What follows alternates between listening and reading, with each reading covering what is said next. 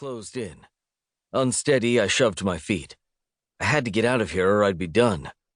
My ankle burned and gave out as I put weight on it, making me fall forward again, and I gripped the car to try to hold myself up.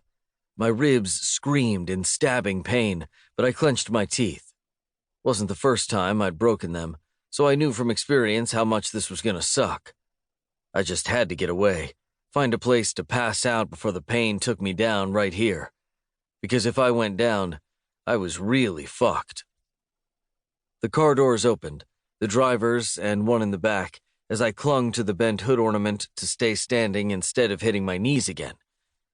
Damn rich people in their nice-ass cars with these fancy hood ornaments.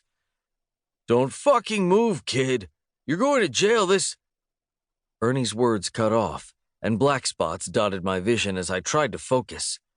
Both the store owner and the two cops behind him stood stock still in the middle of the street.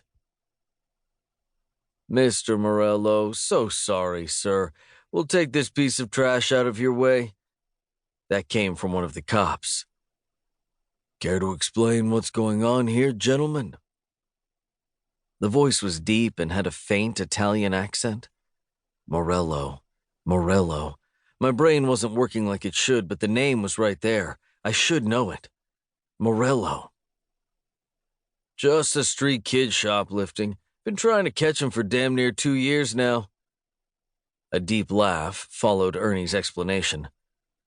So either he's smart as hell, or you're all fucking incompetent. Which is it? The man's tone held no respect for Ernie or the cops, and it clicked in my head. Holy shit. Morello was Johnny Morello, current acting head of the Morello crime family.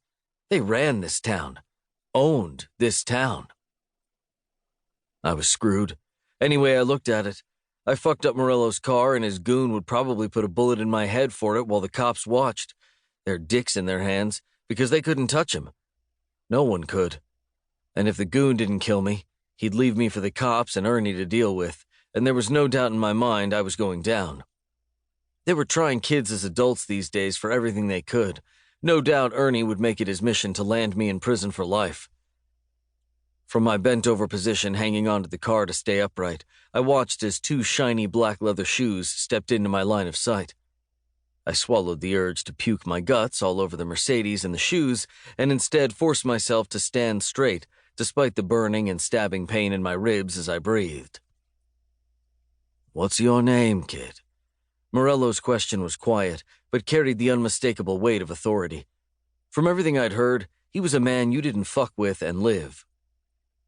I met his gaze, determined to show no fear, which was more than I could probably say for Ernie and the cops.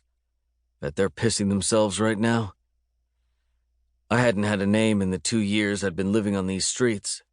I'd left Michael Arch behind the dumpster I used for cover while I watched the social worker pick up hope and destiny from the church shelter. I was born nameless, so I lived nameless. But I couldn't tell that to Johnny Morello. And I sure as shit wouldn't give him the name Michael Arch. Far as I knew, he was still wanted for murder. I don't repeat myself, kid. Someone nudged me from behind and I straightened, my ribs crying in pain I'd never show. Morello's black eyes drilled into me as my brain scrambled for something to tell him. I remembered the IDs I just tossed down the gutter and made something up. Name's Lachlan Mount, sir. I apologize for the damage I caused. It wasn't intentional. I meant no disrespect. Morello studied me, no doubt taking in my roughed-up appearance, hard eyes, and sharp features. Lachlan Mount. Strong name for a smart kid. Is that what you are, Mount? Yes, sir. You've been dodging the cops for 2 years.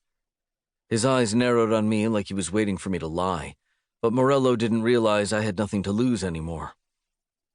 Yes, sir. His dark eyebrows raised ever so slightly. Today didn't work out how you planned, then? No, sir, not at all. I gritted my teeth as the pain intensified the longer I stood up straight. You fucked my car up, Mount. You owe me for that. I nodded and reached into my pocket to pull out the cash I'd just lifted. My apologies, sir. I handed it out toward him. This is everything I got.